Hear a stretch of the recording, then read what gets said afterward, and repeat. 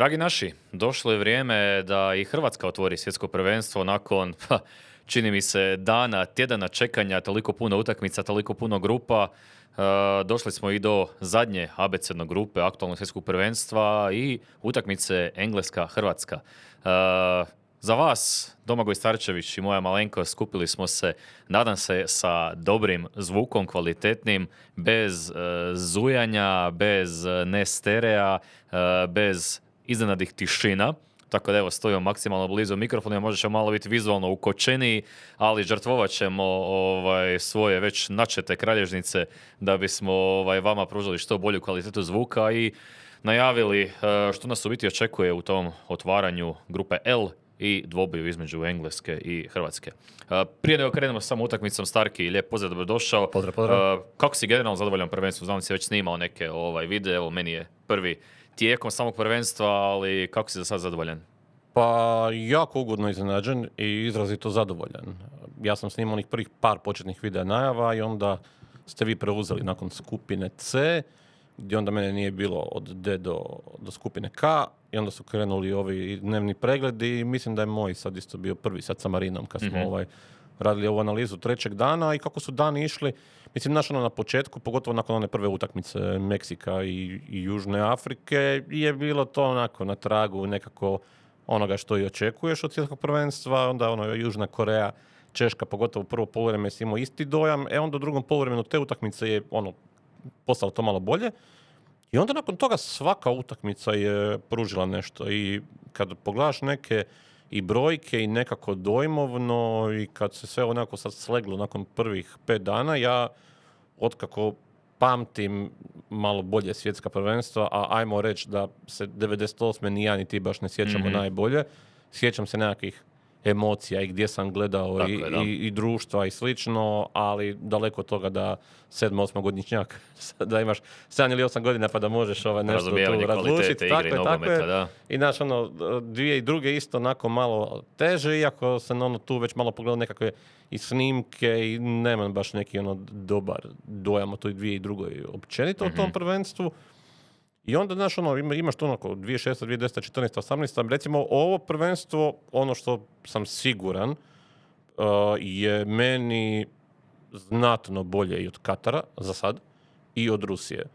Katar, koji, ako se sjetiš ti, u jednom trenutku, ja mislim da je čak bilo u grupnoj fazi, da li je to bilo u prvom kolu ili nešto slično, znam da u jednom trenutku tipa bilo možda 3 ili 4 utakmice za redom 0-0. I da stvarno nije to bila nekakva sreća. 2018. Rusija, ako se sjetiš isto, na kraju cijelom prvenstvu 13 autogolova, jako puno golova iz prekida. I to imaš dojam da su ta prvenstva bila dobra zbog Hrvatske. Mislim, jednostavno, vežete emocije, naravno, za to srebro, za tu broncu i pamtiš naše utakmice. Jako teško se onda distancirati od toga i sjetiti se kakve su bile druge. Ja bih rekao da su u nokautu neke utakmice tih prvenstava bile super i pamtit ćeš naravno i finale 2022. Mnogi će reći najbolje finale ikada i mogu razumjeti, naravno.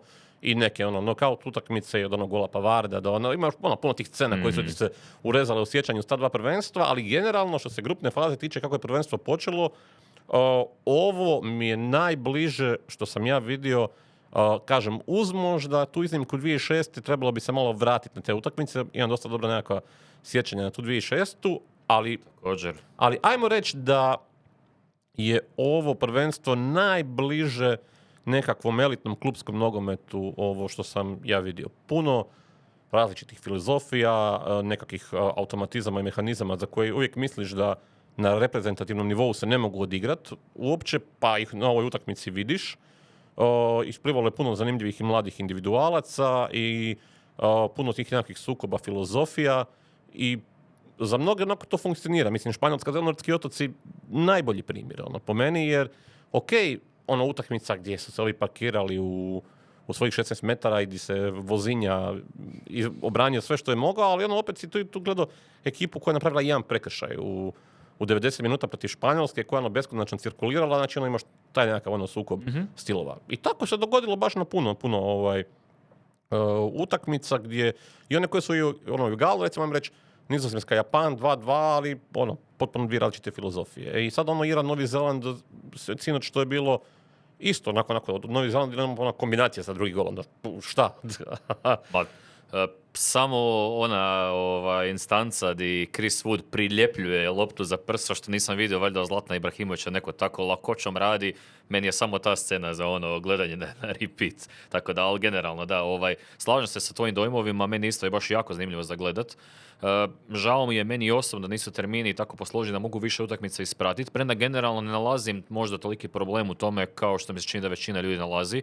Ne mislim da trebaju biti termini svih događaja na svijetu biti podređeni isključivo Europi, pogotovo što vidimo da vremenski uvjeti ipak igraju neku ulogu, na primjer utakmice Belgije jučer u Seattleu koja se igrala u podne, i opet savezna država Washington nije baš najtoplija savezna država u Americi, a opet vidimo kakvi su bili uvjeti i da je vidno utjecalo i na igrača Egipta čak, kamoli ne Belgije, koji su navikli nešto više temperature, tako da je super kvaliteta nogometa.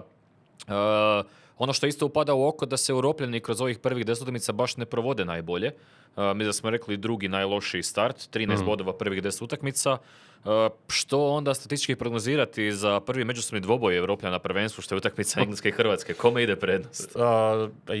Pa vjerovatno i po kladionicama i po analitikama i svemu razumljivo je da se Englezima daje određena prednost, ali ja bih rekao da će to moj neki dojam je da bi to mogla biti najdosadnija utakmica grupne faze. Jednostavno proći ćemo naravno i sad kad budemo najavili utakmicu što očekujemo, ali jako puno sličnosti ima i kod Hrvatske i kod Engleske u nekakvom stilu igre. Obje ekipe tempa, obje ekipe koje će žele kontrolirati igru, kontrolirati posjed i radit će to beskonačno dugo i umrtviti koliko mogu.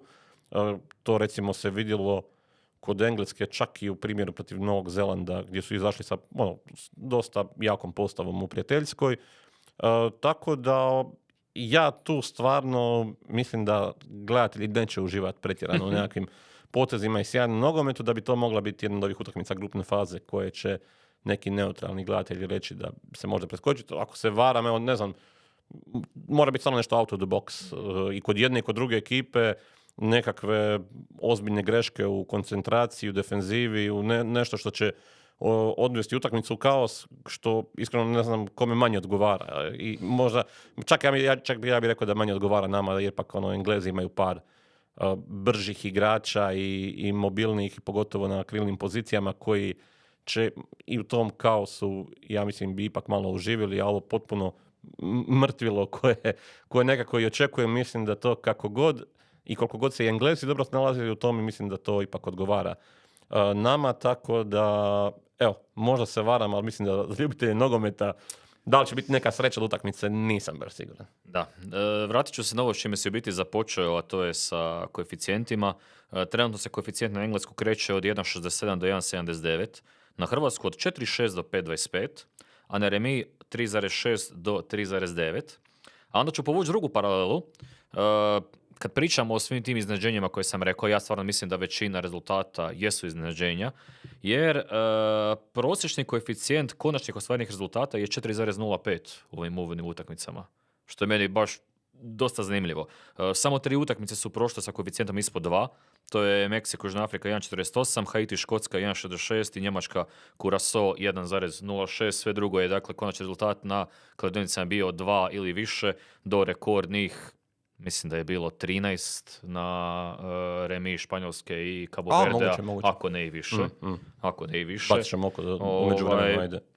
Tako da evo, to mi je recimo stvarno zanimljivo, tako da evo, opet ako ćemo vući dalje analogije ove navučene statističke, onda je remi najrealniji s obzirom na te koeficijente. Evo, gledam 15 Španjolska zelena, tako da 15 i vjerovatno evo, Katar, Švicarska 7,5 na primjer, tako da to je Doduše, ne znam koliko tebe to iznenađuju svi ti generalni rezultati, jer prošlo svjetsko prvenstvo je bio prosjek 3,62 dakle, ostvarenih rezultata. Pa da, i mislim da i u turnirskom formatu je, ja bih rekao, redovito tako, format koji uvijek puno manje odgovara favoritima nego li bilo kakav ligaški sistem, i mislim da će se to onda ponavljati u knockout fazi isto, mislim, gledaj, kod najvećeg favorita, ono što je bio i Los pričao tu kad je bio sa Aleksom, što imaš više utakmica za ispadanje, to je gore. I ono je baš je fascinantan podatak, evo, to je što je on bio izvukao i to ti nevjerojatno zvuči, ali razumiješ zašto je tako, da niti jedna ekipa na početku prvenstva nije imala više od 55% šanse da će igrati u četvrtfinalu, a sad ti to nekome objasni, od ovih top ekipa. Ali onda vidiš ono što se događa u grupnoj fazi sada, zašto je tome tako. Znači ti Zašto je tome tako? Da, mislim, da li velike ekipe tempiraju formu za drugi dio prvenstva, što bi imalo smisla da rade? Da li su europski igrači umorniji jer su imali napornije klupske sezone? Da li igraju vremenski uvjeti? Ili smo jednostavno mi i kladionice, većina svijeta, malo ipak podcijenili ostatak svijeta? Pa mislim da je kombinacija svega što si u principu rekao, jer činjenica je da, pogotovo, mislim, ok, europske ekipe su umornije, ali opet imaš ti top, evo ti, ne znam, na primjer, uzet ću Brazil, Maroko, pa je Hakimi koji je odigrao minuta, pa je opet je izgledao ok u tom Maroku, mislim, i tamo i Saibari ekipa, dakle to su sve igrači koji su igrali europske sezone, pa recimo sad ne znam koliko se na kojem od njih vidjelo da su umorni, ali ajmo podvući pod nekakvu crtu da ipak ok, u tim ekipama imaš dosta igrača koji igraju i van Lige prvaka i koji ne odigraju 50 i nešto utakmica koliko odigraju premijer ligači i slično. Tako da kombinacija nekog umora sigurno je, kombinacija tih letova i koliko moraš putovati od baze natrag do stadiona, jer što su loši uvjeti svima, to se kvaliteta izjednačava. Dakle, ja ne mislim sad što su loši uvjeti da će to biti lošije i outsideru i favoritu, nego će se prije dogoditi da se približe oni nekako u tom omjeru snaga, nego li da je to sad recimo imaš dvije ekipe, pa taj uvjet će spustiti jedne i druge za 50%. Mislim da uvijek će većoj ekipi naštediti da ova ekipa već zna kako će igrati protiv tog jačega i jednostavno se lakše je takav stil nogometa, ja bih rekao, prilagoditi i klimatskim uvjetima i tome da li igraš u dvorani ili na plus ne znam koliko stupnjeva i slično i dogodi se ovo što imamo. Mislim, ne mogu sad reći da nisam uopće iznenađen, naravno da malo iznenađen moraš biti kad Španjolska odigra 0-0, kažem sad nakon utakmice, sad kada radiš tu neku disekciju, možeš ti reći, da je jasno, ko što je onome koje gleda, da Španjolska koja nema nikakvu širinu u toj situaciji, jer Gavi i Ferran Torres igraju krila, ne znam. Mislim, nije da imaš samo kako se zove, Jamala i Williams, ja sam očekivao recimo Boenu na ljevoj strani, pa nije dobio priliku, ili ne znam, očekivao sam i Olma možda ili nešto, ali ok, odlučilo se za to i čim ti nisi imao tu neku individualnu kvalitetu, pravocrtno kretanje, moć izolacije i nekoga ko će napraviti potez 1-1 na toj niskoj obrani, mislim, koliko se povećala i volumen napada koji su gledali opasnije zadnjih 15 minuta kad je Jamal, pa čak i dalje pomalo strgan ušao. Dakle, to je bilo jasno i generali poslije bitke i je da se vidi, ali da je iznenađenje sad ne možda najveće, ali da te čudi, evo recimo, ne znam, Švicarska me baš čudi, na primjer. I oni su imali tamo dobrih, koliko je bio očekivani broj golova, 3.8. Mislim da su po mom modelu, a provrtio sam sve utakmice do sad, oni u biti najveći bodovni underachiever. Mislim da je očekivani broj bodova po mom modelu bio 2.87, na kraju su osvojili 1. Mislim da svi drugi koji su odigrali nešto bolje utakmice imaju manji taj diferencijal očekivanih bodova. Da. I tako, mislim, to je kad pogledaš situaciju na terenu, jer ako ponoviš utakmicu Španjolske i Zelenortskih otoka isto ovakva kakva je bila, evo, ne bi baš rekao da će Španjolska pobijediti u 9 od 10 slučajeva. Rekao bi da, ok, Vozinja se razbranio, jasno, sve to stoji to, ali ajmo reći da bi njima tu dao da će pobijediti u, ne znam, 7,5, na primjer. A Švicarsko bi stvarno dao 9,5. Otprilike na onome. Mislim, Katar je meni stvarno loši izgledao u svim fazama. Slažem se. Meni su oni nakon Južne Afrike bili baš najlošija momčad, a uzeli su bod. Tako da oni su mi tu definitivno najveći gubitnici i kažem, to mi možda i u stvari najveće iznenađenje nakon što se vidio kako se odigralo 90 minuta. Dobro, ajmo se posvetiti onda baš utakmici same Engleske i Hrvatske. pričali smo i o najavama o obje ekipe, o igračima koji su pozvani, nekim očekivanim taktičkim postavkama. Sad ćemo još malo dublje ući u to, fokusira se možda na neke konkretno match-upove pojedinih igrača. Ajmo krenuti od Hrvatske. Ako ti to odgovara, Josip, možda misliš od engleske krenuti, Možemo vremena drugčije. Možemo od Hrvatske jer nemamo nacrtanu početnu postavu Hrvatske na grafikama, pa ćemo krenuti od njih. Može. Da, pitanje formacije navodne postave već se nekako to pa mjesecima proteže i nekako je javno mijenje da Hrvatska priprema utakmicu sa trojicom iza protiv Engleske, a onda nešto ipak manje uvriježeno, ali dalje mislim da je opće mišljenje da ćemo se vratiti na četvorku protiv Gane i Paname, ali dobro, we'll cross that bridge when we get there. Ajmo krenuti od ove, čak je izašla navodna postava. To su Livaković, Šutalo, Vušković, Gvardiol u trojici u zadnjoj liniji, Stanišić desno, Perišić lijevo, Modrić i Kovačić u sredini, Baturina i Petar Sučić kao dvije desetke i Petar Musa u vrhu napada.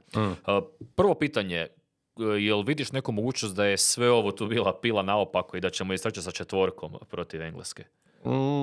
Pa ne vjerujem. I ono što je neko bio onako pričao, neki sam vidio te komentare onako pa zašto se otkriva formacija, zašto smo im dali uvida u to kako će se igrati i slično. Mislim, realno ima se uvid i u englesku ekipu još i više. Dakle, gledao sam malo, ne znam ko je BBC ili Talk Sport ili neko.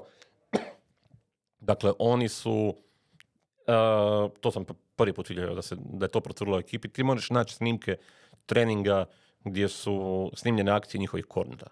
Dakle, neko ko radi u hrvatskoj reprezentaciji može u 10 klikova doći do toga, do 15 različitih varijacija engleskih kornera i je procurilo. Ne moraju se kao Middlesbroughovi špijuni kompromitirati, jel? Ok, dobro. Da, gospođo Olivario, da ode na trening. Tako da, kažem, na toj razini tih ekipa mislim da se zna sve. Realno, pod nekakvim formacijama, taktičkim postavkama, filozofijama, ja stvarno vjerujem da se jako dobro zna i u stožeru Hrvatske kako će igrati Engleska i kod Engleska kako će igrati Hrvatska. I sad, tu su sad neke male varijante u par deka što će se gdje iskoristiti, kako, što je pametnije, što nije, ali to ćemo li mi sa 3 ili sa 4, mislim, oni su dobro proučili našu jednu i drugu formaciju i sad da mi skrivamo sa 3 i da se skuži da idemo sa 4 i da to vidiš u prvoj minuti, tu će napraviti prilagodbu na to, pa zato jer se pripremao i na to isto, jer zna koje su mogućnosti. Tako da meni to sad nije toliki bauk da su izašle postave i curila je i prvih 11 Engleske. A reci mi za ovu 11-orku Hrvatske, jel očekuješ onda stvarno da će ta ekipa istrčati na teren? Pa vjerujem da hoće, nemam problema s tim, mislim, volio bi vidjeti neke druge stvari, to ćemo malo popričati i kasnije. U stvari, ajmo reći da mi je jedna stvar tu možda najkritičnija, to je ta pozicija na kojoj je Mateo Kovačić, čak i pozicija napadača, Petar Musa mi čak i nije problematičan, do toga ćemo doći.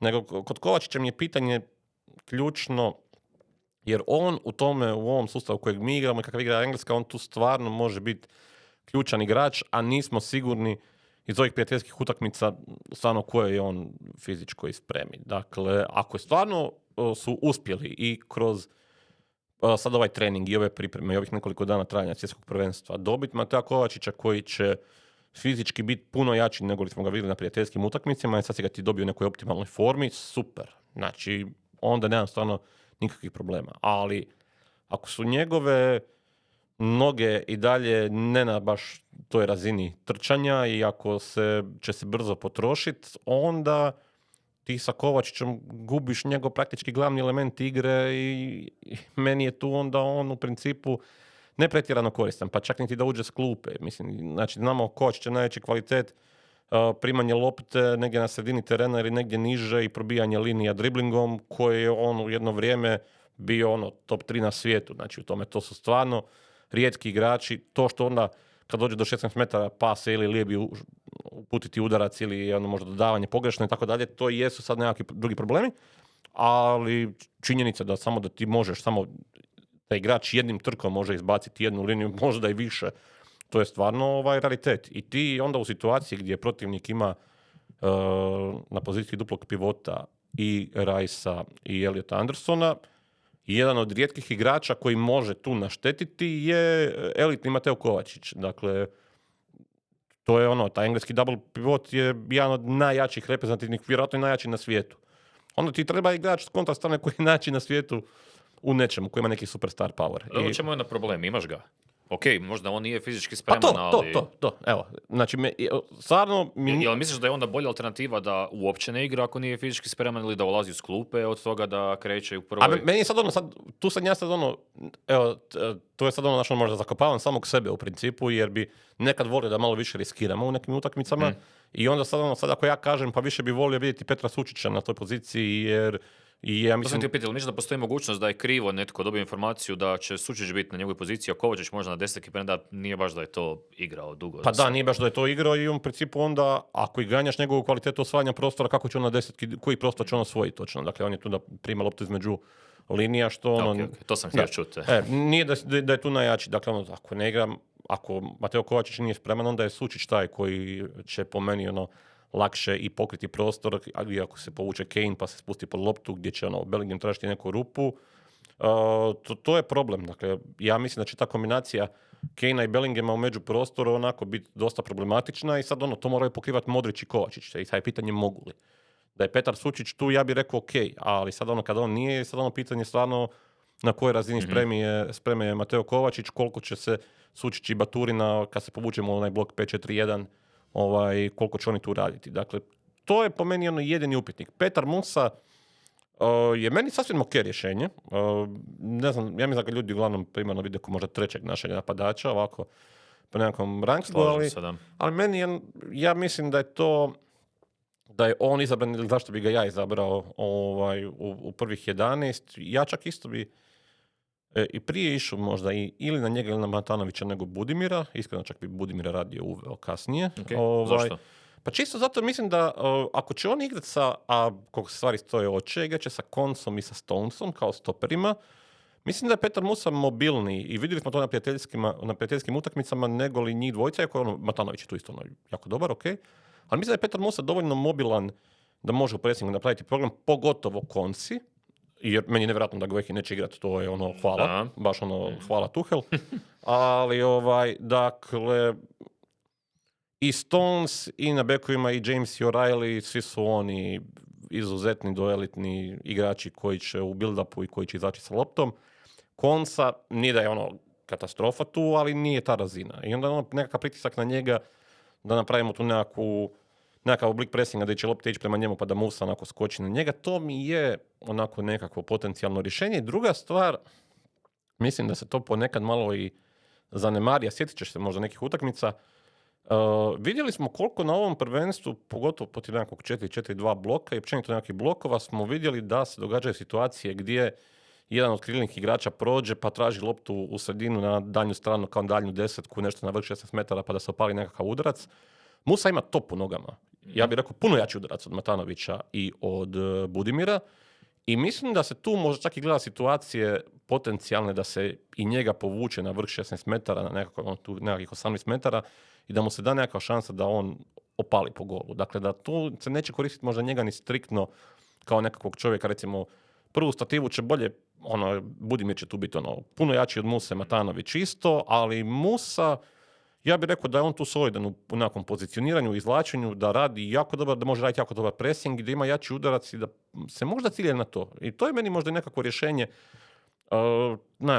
Teško ćeš na njihovu postavljenu obranu, pogotovo onako Hrvatska koja ga dosta sporije, sad ti tu napraviti nekakvo utrčavanje iza njihove zadnje linije, iz tranzicije isto, pogotovo ako igraš 5-4-1, ko će tići u tranziciju i onda, ako se mi to okrenemo u nekakvim opcijama da se šuri sa 20 metara, da to rade i Musa i Baturina, kasnije ako uđe, na primjer, Luka Sučić, koji sad to može, jednako imaš tu puno opcija.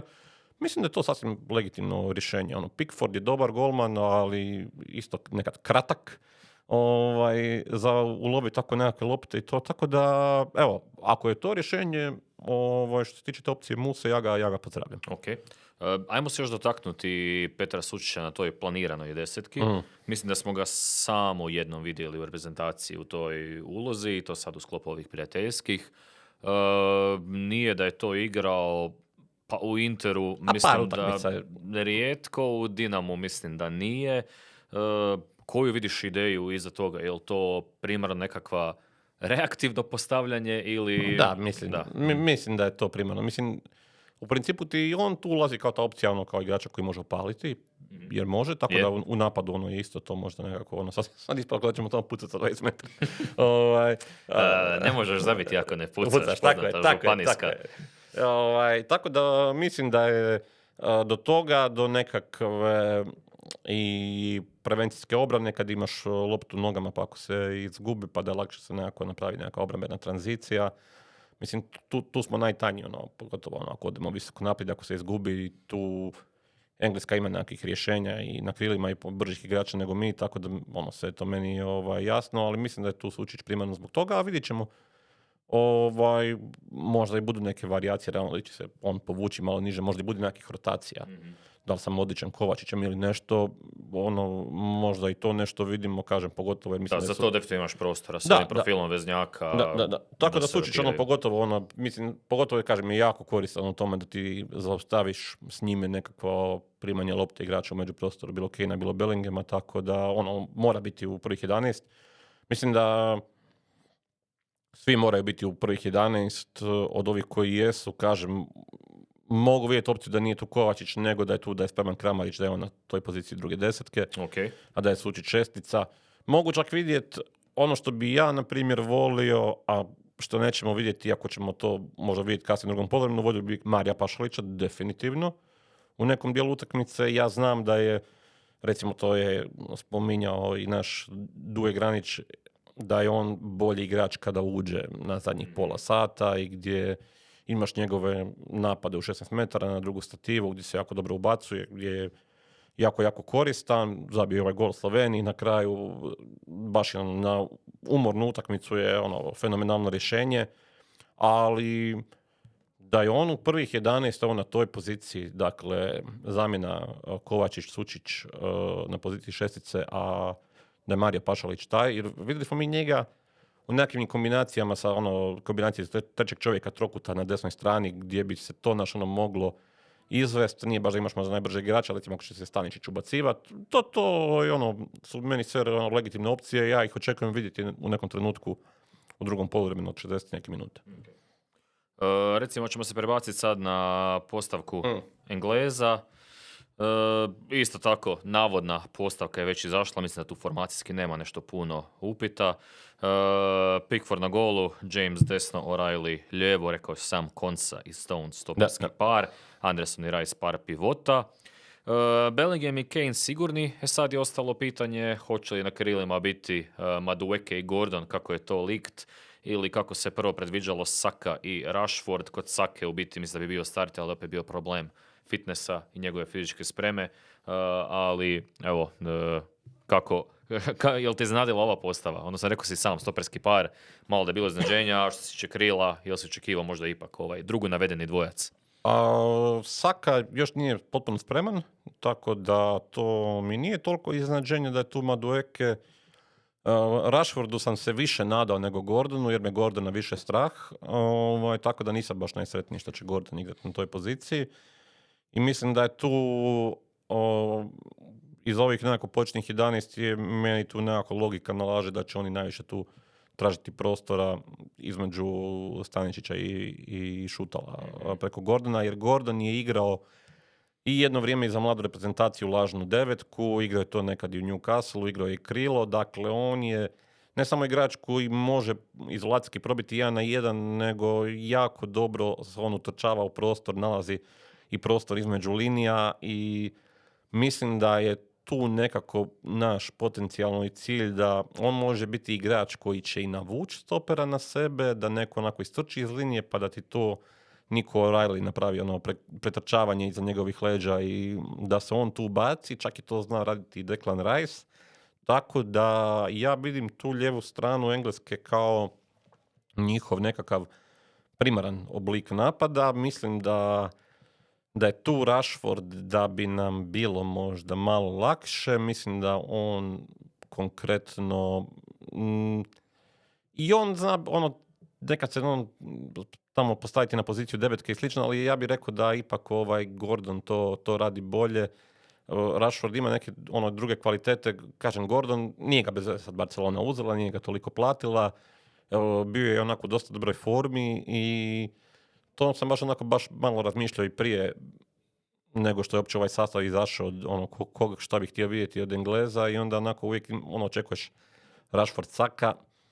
Sada je li ovo nužno lošije ili bolje, ne bih rekao sad da je kažem, Gordon je po meni čak kod njih i plus nad Rashfordom. Madueke, nije imao neku sezonu, naravno da je Saka tu puno bolje rješenje. Ma da, mislim da nema spora. Da, ali kod Madueka mi je jasno da je tu jednostavno okruži Harrya Kanea sa ljudima koji mogu trčati. I Madueke je taj koji može onako trčati beskonačno. Kažem, njemu će vjerojatno biti teže tu sa Gvardiolom i Perišićem na toj strani. Mislim da će se to onako dosta limitirati, da će on raditi neka lažna trčanja, da mi utrčavanja za Kanea i slično, tako da moj neki, ali mislim da su to i vidjeli i utakmici protiv Belgije i šta je radio Doku i to da je jednostavno Tuchel da će neku varijantu i nekakvu presliku toga sa Gordonom pokušati dobiti. Prije nego krenemo na screenove, jer ti, odnosno Duje, ste u kombinaciji pripremili jako puno toga. Samo za kraj da spomenemo, jer Engleska imala onako niz malo bad lucka, krađa opreme, pa onda oni treninzi sa graškama znoja, sad i ozljeda Livramenta, koji je, po ovome što sam čitao danas na BBC-u, trebao čak i dosta igra, da mu je bilo obećano, ja ne znam baš da vidim gdje i kad, ali dobro. I umjesto njega, mislim da je i potvrđeno Čaloba. Da, ne znam. Što opet vidim, nakon što je inicijalni popis digao bune zbog izostanka nekih igrača, sad je ovo opet malo uzburkalo javnost. Jel misliš da je Engleska previše tight knit bunch da bi ovo sve utjecalo na njih, ili ipak misliš da se ovo sve neko te sitnice, da će se skupiti malo ih načeti ipak? Pa dobro, mislim da ih može načeti, jer u principu i kad sad ti pogledaš cijeli taj period pod Tuchelom, dakle, koje oni imaju periode dobre, koje oni imaju loše. Dakle, oni su igrali stvarno dobro u svim utakmicama u kojima su igrali protiv puno slabijeg protivnika. Englesku još nismo vidjeli protiv protivnika razine Hrvatske, jesmo u prijateljskim utakmicama gdje su u svim utakmicama bili loši. Dakle, izgubili od Japana, remizirali sa Urugvajem, izgubili od Senegala, ja mislim je to čak bila prva afrička pobjeda nad Engleskom. Ja mislim da je. Tako da, bilo je čak i Kostariku su sad bili relativno lako riješili. Ali, evo, znači to što su, koga su imali, Srbiju su imali u skupinu. Kostarika spada u tu skupinu. Ma da, kažem, ne, tako da sve... U ovom krnjem kvalifikaciji, u CONCACAF-a nisu kvalificirali na svjetsko. Tako da oni su, sve te minorne ekipe u principu relativno lako riješili, iako su se, ja mislim, mučili, bili s Andorom, jednu utakmicu mi je bili 1-0. Ali evo, sad ćemo vidjeti po prvi put Englesku pravi izazov i sad imaš po prvi put igraš protiv kompetitivnu utakmicu protiv jačeg protivnika. I kad ti se nahrupilo sve ovo što si ti sam spomenuo, pa rekao bi da će imati utjecaja. Sad kažem, ne vjerujem da su rastrojena ekipa, mislim da je Tuchel to dosta onako striktno i drži, da ne dopušta nekakve podjele u tabore i slično, ali dobro, engleski mediji to vrlo brzo mogu raščerupat, što i vole i pokušavaju uvijek raditi, da. Da. Tako da, rekao bi, kažem, utjecaja ima, dobro za nas, mi smo se tamo odmakli u Aleksandriju, gdje nas niko ne dira i znaš, što su vidjeli, ja mislim da je u kojoj 3. ili 4. sezoni serije Walking Dead, da je Aleksandrija jedini grad koji zombiji nisu pokosili. Pa simbolično. Da, pa smo izabrali Aleksandriju, tako da tamo smo mirni, tamo smo sigurni. Okay. Dobro, evo, možemo se prebaciti na screenove, prepuštam ti opet mikrofon da nam malo kažeš što možemo očekivati od jedne, a što od druge ekipe u smislu mehanizama igre i baš specifično u ovom matchupu. Da, pa ovo je prvo velika hvala Duji Graniću koji je objavio na Twitteru detaljnu taktičku analizu utakmice, čak na engleskom jeziku. Za toga moram pokuditi jer sad će i neprijatelj znati koji su nam planovi. Ali razumljivo mi je htio doći do što veće publike i napravio je sjajan posao. Pitali smo ga ako možemo posuditi slike, a mislim s obzirom da je čovjek iz naše redakcije nije imao izbora, nego li nam posuditi slike i za ovaj podcast.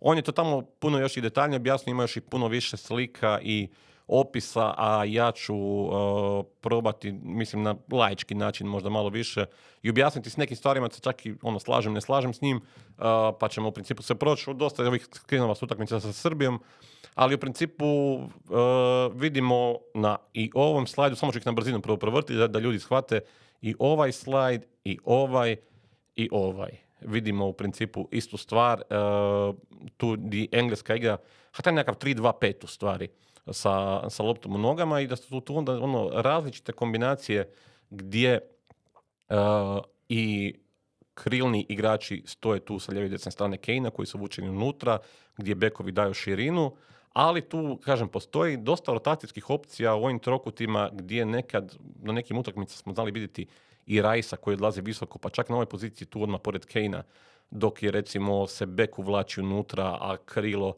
drži ovdje kroz out liniju. Dakle, u principu uvijek je ta nekakva ista ideja povučenog Kane-a ispred ove zadnje linije koji onda može proigravati na lijevu ili na desnu stranu ako lopta dođe do njega. Bellingema koji isto tamo traži prostore i u principu sve te kombinacije sa trećim čovjekom na jednoj i na drugoj strani. Dakle, uvijek izlazak preko dva stopera, jedan od pivota spušten ispred njih, češće Anderson nego li Rice. I evo, to su u principu sva tri slajda, sve tri grafike protiv Srbije gdje možemo vidjeti kako Englezi u principu na vrlo slične načine izlaze sa loptom. Sad je tu samo pitanje ko će stati na kojoj poziciji, koja će biti razdaljina između igrača i ključ se ne pogubiti u eventualnim rotacijama koji će oni raditi i ne srljati u nekakve greške i u nekakva istrčavanja na jednog od igrača da se ne stvori rupa. I tu onda kad i dođe nekako lopta možemo vidjeti klasičan primjer tog napada kako izgleda sa tom trojicom i gdje se traži utrčavanje iza zadnje linije, pogotovo tu protiv Srbije, gdje je Srbija tu čak i izašla sa malo višom obranom. Recimo, nemam dojam da će, na primjer, Hrvatska stajati ovako na ovoliko od gola. Mislim da ćemo mi biti malo kompaktniji, malo niži u tom bloku i da će tu ipak Englezima onda biti malo teže. U principu imamo s druge strane Hrvatsku u obrani, koja je tu u utakmici protiv Kolumbije, gdje možemo vidjeti da mi znamo odigrati i ja bih čak rekao jako solidno ovaj pressing čovjek na čovjeka. To se, kažem, ok, vidjelo protiv Kolumbije i kažem, zato je meni ta opcija sa Petrom Musom zadovoljavajuća, jer mislim da on tu može jako puno toga napraviti. Možda je, kažem, to ono što si ti sad rekao, zašto je Sučić tu, da i on napravi tu nekakvu disrupciju jako rano u fazi izgradnje napada Engleske. Sad ono što je meni problem tu, Englezi imaju na toj poziciji dvostruke šestice dva igrača koja su fenomenalna u zaobilaženju presinga i mislim da puno ljudi koji onako nisu gledali toliko Premier ligu će reći tko je sad Elliot Anderson, ali znači čovjek je nevjerojatno, ako je neka njegova kvaliteta na elitnoj razini i zašto će City za njega dati 80 do 100 milijuna eura, vjerojatno sad na ljeto, to je primanje iz poluokreta za obilaženje igrača koji mu ide u pressing i onda osvajanje prostora. Dakle, tu je on onako u ligama petice na 92 percentila, tako nešto. Dakle, a igra za Nottingham Forest.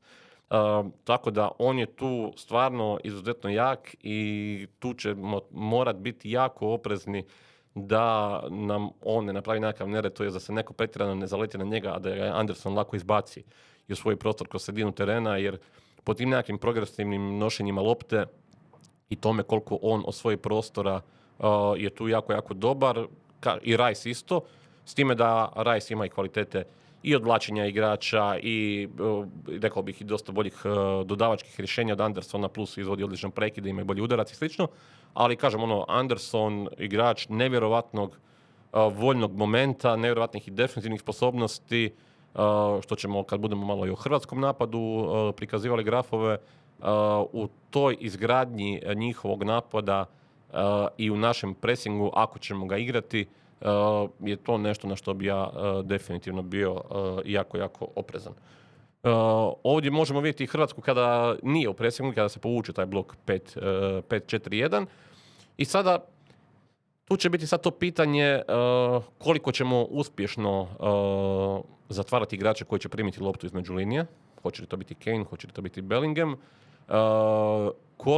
koliko ćemo biti disciplinirani da ne iskačemo bez razmišljanja na jednog igrača, jer kažem, engleske rotacije i iskorištavanje praznog prostora su vrlo, vrlo visoke.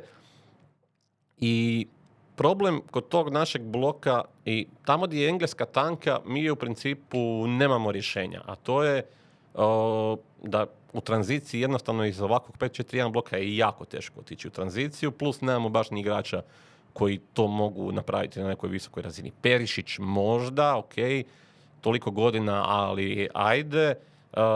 Baturina, Sučić, ne znam baš Stanišić, nije da imaš ti baš igrača koji mogu po svojoj lopti sada napraviti šprint i pogotovo kada, kažem, Englezi imaju ta dva pivota, te dvije šestice koji su u defenzivnoj tranziciji stvarno vrlo, vrlo jaki i jako se dobro pozicioniraju čak i s loptom, pa jednostavno kad oni izgube loptu, ta prevencijska njihova obrana sa njih dvojicom je jako, jako dobra. Moraš imati u principu tranzicijske igrače na visokoj razini, nažalost Hrvatska to nema i nisam siguran da će to biti rješenje. Mislim, ja tu prirodnije vidim rješenja ako će se ići na tranziciju u principu da nađeš loptom napadača, u ovom slučaju Petra Musu, pa da on pričeka, odloži loptu na nekoga ko će natrčati, nego li da, kažem, osim eventualno neke opcije Perišića, da nađeš negdje onako prostor za njegov trk. Tako da, ovakva obrana kompaktna i to, kažem, mi tu vrlo lako možemo Engleze prisiliti na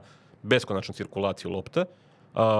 Ako ne bude stvarno nekakvih onako pomračenja uma i iskakanja iz zadnjih linija nepotrebnih i da nas ne prevare sa nekakvim potencijalnim uvlačenjima, odvlačenjima stopera i slično, mi tu možemo to zadržati na nuli vječno, ali pitanje je po osvojenoj lopti, jel koliko brzo sad mi tu možemo naštetiti i jednostavno Englezi će na to raditi nama. Znači, mi osvojiti loptu, znači mi ići u beskonačni posjed, oni će se povući natrag i u principu onako imaš istu stvar, ideš sa jedne na drugu stranu. To je ta dosadna utakmica koja se najavio, jel? Da. Tu je baš primjer protiv Belgije u principu što kada Hrvatska iz tog bloka i ode u nekakav pressing koji bude pomalo promašen ili kada se pusti nekakvi otvoreni prostori gdje smo vidjeli tu u ovoj situacija u ovom skrinu koji vodi u konačnici na gdje će na kraju lopta ići na Dokova, pa će na kraju pasti i gol, jel?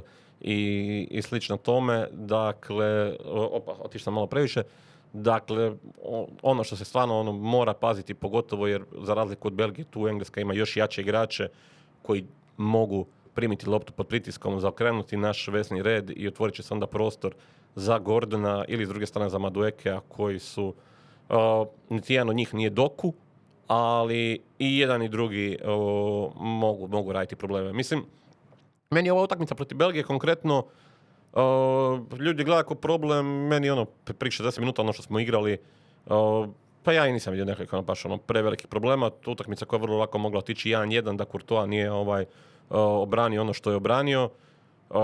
Dokua je teško zaustaviti, osim ako nisi što ga je iz Egipta, što na kraju zabio autogol. Hani. Hani. Evo, on ga je držao fenomenalno, ali se očekivati da će takav igrač, da će proći jednom, iako je Stanišić u većini vremena čak to radio i korektno, ali evo, izostanak te nekakve discipline i prepoznavanja gdje i kada i na kojeg igrača iskočiti može stvoriti problem kao što ih stvorila Belgija. To još lakše može stvoriti Engleska, pogotovo zbog te kvalitete u sredini terena. Tu još možemo vidjeti isto i klasični tip, ovo sam možda staviti prije ovaj slajd, ali tu možemo i vidjeti onu klasičnu situaciju, jel Harry Kane i njegovo kretanje i gdje će on primati loptu i vidjeli smo kada on zna otići puno dublje od ovoga i to gdje on može primiti loptu, kome on može poslati, bilo na lijevu, bilo na desnu stranu, bilo čak i lopte one ko kroz putar između stopera i bekova ili između dva stopera, tako da čovjek ne samo da nam može biti i prijetnja ako ćemo gledati nekako onako bazičnu igru centar šuteva gdje će on možda tražiti skok, nego je po meni još tu i veća prijetnja kada se izvuče ovako na ove pozicije, tako da isto u principu nešto na što Hrvatska mora imati fokus. Hrvatska pak izgradnja protiv Belgije, ono što smo vidjeli u principu da izgradnja se pretvori u principu sa četvoricom i sa dvojicom s Kovačićem i Modrićem, na primjer, koji se povlače ispod. Tu bi ja možda radio neke prilagodbe, imamo s ovog situacije, imamo i tu protiv Brazila gdje Gvardiol ide na stranu, gdje se jedan od veznjaka povuko niže po loptu. Ja bi iskreno ponekad i prepustio stoperima da igraju. Ne moraju nužno svaki put Modrić i Kovačić se povući niže, zato jer mislim da stvarno imaš u sva tri stopera imaš onako dosta visoku kvalitetu u igranja loptom, igranja nogom. Mislim da to čak ima i Šutalo koji je to pokazivao dosta u nekim prijašnjim sezonama. Za njega me tu najviše strah jer mislim da ovo toksično okruženje u Ajaxu da je napravilo svoje i pod njega i da je i on onda ima tu puno grešaka i mislim, nažalost, on nam je nekakva najveća mana realno u prvih 11 takve liability i prilikom izgradnje i u obrani, ali kažem, vidjeli smo mi na njemu da on to može. Ja sam čak i kad je on imao slabije sezone u utakmicama Hrvatske, je on meni znao biti ok, onda mu se ćemo se dogodilo protiv Belgije, pa ga se opet razapelo i slično. Kažem, meni su njegove kvalitete i jasne i nisam baš siguran sad da tu mora biti Duje Čaleta Car, to se bilo pričalo dosta u medijima, da će on startati i slično. Kažem, realno možda mi je to ok, ali kažem, razumijem zašto Šutalo. U nekoj varijanti gdje moraš loviti rezultat ili želiš biti opasniji, meni je ok da se i Stanišić povuče na tu rolu, pa ćeš sa Markom Pašalićem ići na onu poziciju koja je obrambeno jako problematična, ali znaš, ovako je 1-0 pa je 15 minuta do kraja, mislim da je i to mi je ok. A kažem, tu da se vrati natrag na ove slike i razumijem ta povlačenja Modrića i Kovačića i činjenica da želiš održavati tempo i posjed, ali mislim da ih možeš iznenaditi ako dopustiš malo više prostora stoperima da oni vode igru. Kažem ti ono što sam bio rekao, zašto je Hrvatska i Engleska dosta slično, jel? Taj neki način igre i tu možemo vidjeti opcije koje je imala i Hrvatska protiv Belgije i to što se tu može raditi recimo u kombinaciji sa, ajmo reći, protiv Engleska kako igraju Gvardiol, Perišić i Baturina. Mislim da recimo njih trojica u ovim nekakvim trokutima da oni mogu funkcionirati izvrsno, da se tu može jako puno prostora tražiti na Baturinu. Ako ću na nekog tipovat kao iznenađenje na ovoj utakmici, to je definitivno Baturina. Okay. Mislim da ga ne treba šikanirati, niti previše kritizirati zbog one povratne lopte protiv Slovenije, koja je, bilo je to što je bilo, ali jednostavno on u Komu igra nevjerovatnu sezonu. Toliko je sazrio, toliko je jači u duelima i nosi se sve češće se sve bolje nosi sa sve jačim protivničkim napadačima. I ko što će Englezi, ja bih rekao, tražiti nekako svoju šansu preko lijeve strane. Mislim da će to raditi i Hrvatska, da smo puno opasniji po toj strani negoli što možemo tu tražiti neke kombinacije preko Stanišića, Petra Sučića i slično. Mislim da je i Kovačić tu može biti koristan da probija linije po toj strani, da se tu će potencijalno stajati i Konsa isto kao taj desni stoper, dakle mi napadamo po toj strani gdje su oni Reece James koji je čovjek od stakla, koliko god da kad je zdrav, čitav na 100%, među najboljim desnim bekovima na svijetu,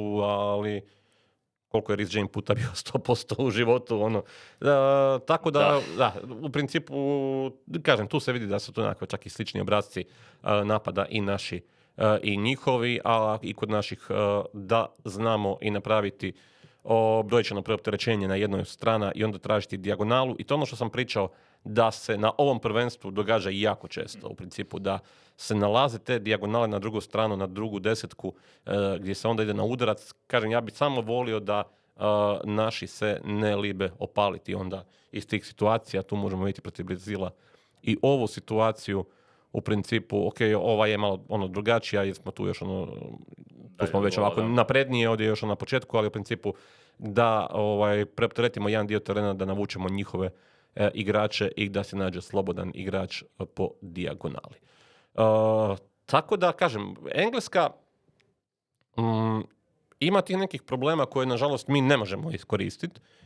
Na primjer. A uvlačenje bekova, znači ako O'Reilly i James se uvuku u sredinu, oni se podignu visoko, vjetrometi na jednoj i na drugoj strani, ako nas nema ko to otrčati. Dakle, Rekao si eventualno Perišić, ali Tako, ne vidimo da. baš često takve situacije da će tako se da, događati. kažem, evo, to je nešto što se može iskoristiti, jel to Hrvatska može, nažalost ne. Ali da možemo umrtviti igru, da možemo preuzeti posjed, da možemo i potencijalno napraviti nekakvu paniku i stvoriti nekakvu grešku u njihovoj primopredaji lopte sa Petrom Musom, mislim da možemo.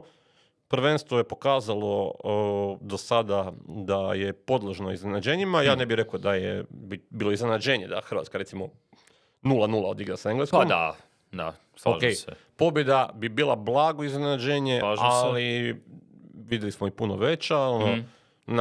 Da li bi rangirao, očekivao sam ja pobjedu Švedske protiv Tunisa, ali već mi iznenađenje to što su ovi nabili njih 5-1 nego li... Ja sam na prediktoru to igrao 0-0, tako da bolje da ništa ne prognoziram ni za ovu utakmicu, možda i generalno u životu.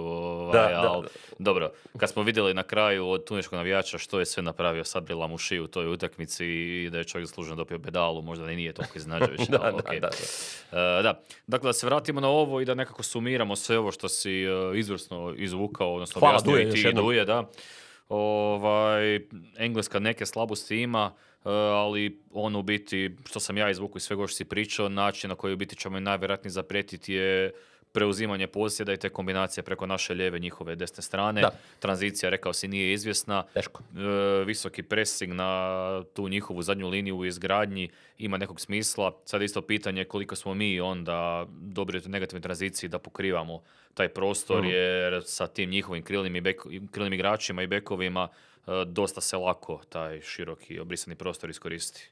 Da, to je istina i tu jednostavno je to toliki oprez i toliki fokus mora biti u tom prepoznavanju kada otići u taj pressing i koliko se dobro mi možemo vratiti natrag u blok. Ono što sam zaboravio spomenuti isto, engleska, najčešće zonska obrana, ponekad čovjek na čovjeka, zna to biti ok, ali oni su u zonskoj obrani pogotovo zbog Ricea i Andersona koji skeniranje prostora i čak sam gledao neke utakmice gdje vidiš njih dvojicu i onako vidiš onako radijus oko njih kao gdje je protivnički igrač i uvijek je gotovo pa savršeno da mu je da je 9 metara od jednog igrača, 9 od drugog, 9 od trećeg i to tu je taj neki problem jer su njih dvojica jako sposobna onda iskočiti na bilo koju stranu gdje lopta ide i sad koliko će brzo tu reagirati potencijalno Baturina ako on primi loptu u tom prostoru, to je ključ, tako da Englesku nije lako ni probiti. Kad se oni povuku, kažem, nisu oni flashy ekipa, oni su isto onako pragmatični na neki način i jednostavno umiranje, ne u ljepoti, nego samo umiranje, pa ćemo vidjeti. Rekao si sam, preuzimanje posjeda nije novost da je imat loptu u svom posjedu najbolja obrana, jer dok imaš u posjedu protiv ne može ništa, ali jel vidiš da Hrvatska može kroz određene faze utakmice ili ako ne kroz cijelu, prema mi se to možda nerealno očekivati, imat periode u kojem će imat veći posjed od Engleske? Pa vjerujem da može. Mislim da to čak da mi možemo tu imati veći posjed. Mislim, jesmo li mi na kraju imali veći posjed od Španjolske na Euro u prvoj utakmici? Ne znam. Nakon drugog poluvremena, mislim, na kraju nešto mi zvoni, ali da, ja sasvim legitimno mogu vidjeti utakmicu gdje i Hrvatska ima posjed. Sad kako će taj posjed biti, jer to je drugo, ali što se tiče baš koliko ćemo vremenski držati loptu u nogama, i Engleska je tu dosta pažljiva i Engleska će nama pustiti da mi vrtimo loptu, neće htjeti da neko se tu zalječi. Tako da, ja bi se jako iznenadio da Tuchel to napravi. Ono što je po meni jedino, zašto bi ja volio da makar zadnjih 15 do 10 minuta zariskiramo sa nekakvim rješenjima, sa Markom Pašalićem, sa Marijom Pašalićem, sa nekakvim opcijama gdje se možda napravi nešto neočekivano. Ja znam u jednu ruku da je i Engleskoj i Hrvatskoj da odigraju 0-0 sasvim ok, jer gledaš da ćeš pobijediti ili Ganu ili Panamu, sa 4 boda si dalje kako god i slično. Ali u principu, zašto je recimo bitnije za Hrvatsku da riskira u toj utakmici nego za Englesku? U principu jer Hrvatska i da izgubi, ništa se puno tu ne mijenja. Dakle, Hrvatska će izgubiti i dalje ti moraš pobijediti i Ganu i Panamu ili pobijediti i remizirati na kraju da bi bio drugi ili najbolji treći, ali nekako je očekuješ da ćemo biti drugi. I ja Panama bi nam trebala odgovarati, Gana ima nekakvih kvaliteta, ali oni imaju 100 problema, tako da ja vjerujem da bi tu trebali dobiti u obje utakmice. Dakle, ako je krajnji cilj to drugo mjesto na koje ćeš ti doći sa i 6 bodova i sa porazom od Engleske uz nekakav onako ziheraštvo, ili na kraju krajeva i sa 7 bodova, jer nekako očekujem da će Englezi možda ipak zabiti više njima nego li mi, iako kako igraju, kažem, ko zna, ali ajmo reći da će Englezi zabiti više nego li mi u te iduće 2 utakmice. Tebi jedina šansa da onda ganja to prvo mjesto u principu tražiti pobjedu tu protiv Engleske. A prvo mjesto u našoj skupini otvara enormno lakši ždrijeb. Ti ideš u ovoj prvoj fazi nokauta na pobjednika, ja mislim, ili na drugoga iz skupine. A ako se ne varam... Čekaj, povjerit ću na brzinu, ali mislim da neke su tu kombinacije u principu gdje ja mislim da tek prva jača utakmica ti može biti onako u četvrtfinalu, nekakav Brazil možda, ali tako nešto, da u prve 2... Pobjednik grupe L ide na trećeg iz EH i JK. Iz EH i JK. I JK, da. Da, znači ideš na obalu ili Ekvador, ideš na Saudijsku Arabiju, Zelenorsku republiku, Senegal, Norveška, JK, Alžir, Austrija, Jordan. Sad neće biti Zelenorska, ne znam, uopće imati srca navijati protiv svojih pulena nakon Uzbekistan, Kongo. Znači, pazi, tu su to neke ekipe i onda nakon toga ja mislim da te spaja tamo sa pobjednikom grupe A sa Meksikom, pa onda ideš na četvrtfinale na tu već malo jačeg, ok, tad već i moraš, a u principu ako si drugi, odmah nekakva Kolumbija ili Portugal. Pa nakon toga odmah Španjolska. Ako Španjolska bude prva na kraju. Da, to je sad isto uputno. Ali, ok, kažem, može se te malo grupe izrotirati, pa te možda potrefi da ti je malo lakše ako si drugi ipak, ali činjenica je da ti onako ždrijeb ti otežava baš. Zato Hrvatska u principu i nema, iako kad pogledaš nekakav onako power ranking, samu kvalitetu reprezentacija ćeš onako Hrvatsku vidjeti u top 10, ali kad vidiš koliko nam kladionice vjeruju, ćeš nas vidjeti tek na 15. 16. mjestu. A zašto? Jer je ta prognoza, bit ćemo drugi, idemo u dio ždrijeba gdje ideš sa ekipama koje su top 5-6 favorita. I onda se tu se znači prognozira da ti moraš do četvrtfinala da već moraš izbaciti 2 ekipe iz top 10. I zato tu kladionice nama ne daju previše šanse. Tako da, zašto ne? Jer, kažem, konačan rezultat koji ti na kraju ovisi o Gani, Panami će ti biti isti to drugo mjesto. Mm-hmm. Ja se slažem da ne vidim da će biti nekakva drama ni da izgubimo. To je, evo rekao sam već kako smo i krenuli statistički, odnosno po kladionicama najvjerojatniji rezultat. Ali to što si rekao, ne mislim da je neko ultra iznenađenje da Hrvatska ni pobjedi. Pred nam i to iskreno meni osobno nije neka realna mogućnost. Ja nekako najviše vjerujem u X. Isto tako ne vidim da će biti puno golova, niti ako jedna ekipa pobjedi, ne vjerujem da će to biti sa više od 2 gola prednosti. To sam puno rekao. Stvarno bi se iznenadio. Što prognoziraš u drugoj utakmici? U 1 ujutro, dakle odmah nakon nas i Engleza igraju Gana i Panama, druga utakmica 6 skupine. Jel daješ nekome prednost, jel vidiš da Hrvatskoj odgovara pobjeda jedne ili druge ekipe ili remi, ili ovisi o tome što ćemo mi odigrat? Pa mislim da nam odgovara pobjeda Paname, čisto da se Gana još više raspadne do kraja. Jer mislim da Panami će već ta 3 potencijalno biti možda i dosta i to možda oni tu koliko sa 3 boda imaš 88% šanse, tako nešto. Okay. Tako da, mislim da Panama, pobjeda Paname da nama tu nekako igra. I... Ne vidiš to problem da oni sa 3 boda se zatvaraju još više, preda nije da nešto su oni prekvalitetni u tom aspektu igre, ali... nisu momče baš ni koja se zna dobro zatvarati, oni čak i više vole onako igrati nogomet, kako sam ishvatio i ti si ih radio. Tako, kao, tako da, u principu, iako njih vidim stvarno dovoljno kvalitete da oni naude Gani.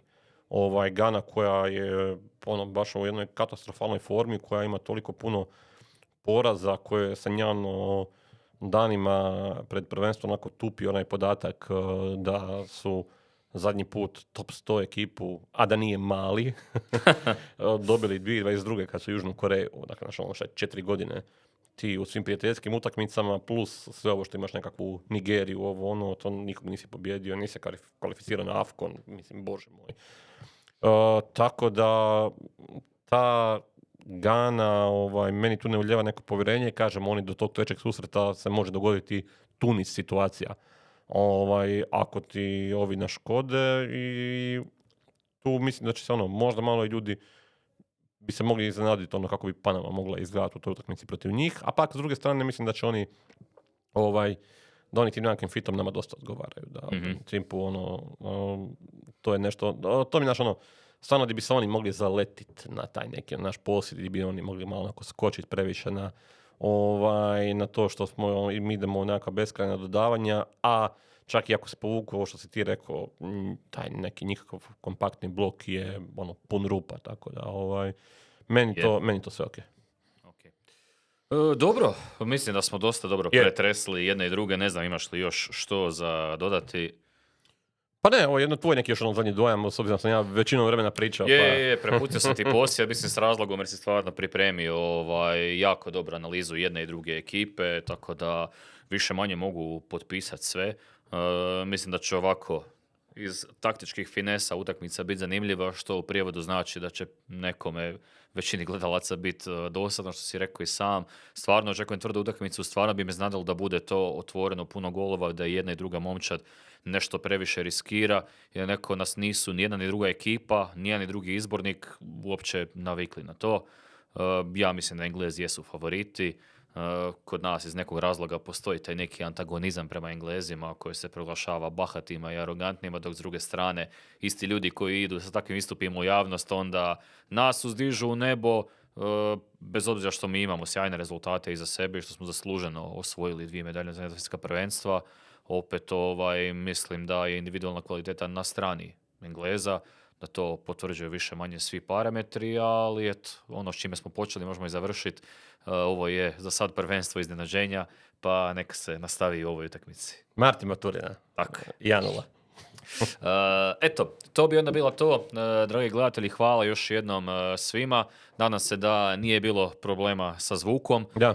Nastavljamo naravno i s videima, osim onih koji će biti posvećeni isključivo Hrvatskoj, pa ćemo tako nakon ovog videa imati analizu same utakmice, dan, jutro, kasnije. Još jedna stvar, samo kad si rekao hvala, to je kad si rekao da se nadamo da je sve ok sa zvukom. Veliko hvala ekipi sa tribine, Josipu Paušiću koji nam je poslao, s obzirom da imamo tu neku sličnu aparaturu, koji nam je poslao neke parametre da vidimo da nam se to bolje čuje, pa se nadamo, evo testirali smo prije samog videa, nadamo se da onih skokova nije bilo, ili ako ih je bilo da ih nije bilo previše. Tako da hvala definitivno momcima s tribine koji su nam pomogli malo oko te tehnike i što i kako postaviti. Javio nam se na mail i Marin Bušić koji isto tako je ponudio savjete, tako da evo hvala i Marinu i mislim da nismo nikad se zahvalili ni tvome prijatelju, kolegi Ivanu, da, koji nam je isto poslao postake. Par shout-outova za kraj da riješimo. Shout-out za 3 tonca koji su nam... Eto, 3 tonca je trebalo čisto da znate da riješimo, nadam se, probleme sa zvukom. Sad, evo, ako stvarno nije ni ovaj put uspjelo, slobodno pozivamo ako neko ima vremena, želje, volje da Ma snijemo preko mobitela ako ne bude dobro. Da, ako ovaj put ne uspije, sve online ide i gotovo. I to je to. I s obzirom kako smo bili počeli u samom prvenstvu, bi se s obzirom na ovih 5 dana zahvali i HRT-u, koji šaljemo im podatke za skoro sve utakmice na ovom prvenstvu, neke koje mogu biti korisni njihovim komentatorima i suradnja koja se pokazala jako dobrom za sada, gdje su obje strane, rekao bih, dosta zadovoljne. I veliko hvala isto i Marku Šapitu koji je i nekako podržao tu nekakvu suradnju i tu nekakvu kombinaciju. I prigrlio. Da. Prigrlio, znam da su, dobili smo neke poruke to gdje su ljudi čuli za ofenzivu na javnoj televiziji, čak i u prime time ovim utakmicama od 9 do 11. Ali ne samo ofenzivu, neke se imenom i prezimenom spominjalo više nego druge. Da. A koga Niku? Da, jedno. Da. Eto, tako da zahvale svima naravno i na HRT-u i svim komentatorima s kojima surađujemo po pitanju kako je rekao Ivan Hodoba, da ih naoružamo sa informacijama prije utakmica. Mi ispucamo puno toga, teško imati filter, oni mogu iskoristiti naravno samo pojedine stvari koje su zgodne za TV eter. I eto, do kraja imamo još dosta dana za daljnje kombinacije. Je, tek se zahuktavamo. Tako da hvala svima na gledanju, hvala svima na slušanju, gledamo se i slušamo dalje, što u emisijama posvećenim isključivo hrvatskim utakmicama, najave i analize, što u emisijama koje analiziraju i najavljuju preostale utakmice. Imat ćemo i posebne emisije za analize grupne faze, knockout faza, isto tako i najave, sve to što ide, tako da još puno video materijala, vijesti, zanimljivosti, reelova vas čeka. Hvala svima i na praćenosti koja je izvrsna. Klasični like, share, subscribe i ajmo Hrvatska. To je to. Pozdrav. Ćao.